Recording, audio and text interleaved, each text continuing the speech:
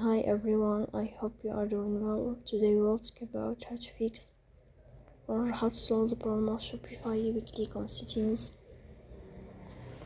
then you will click on apps, default apps, app settings.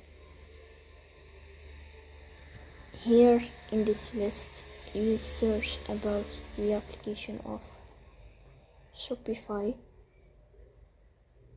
In this page of app on 4 you will click on first stop and you will click OK. Here you will enter to the window of storage, then you will click on clear cache. Here we go to Play Store, we search about the application of Shopify. Here you will uninstall your app and you will uninstall it again to fix that problem.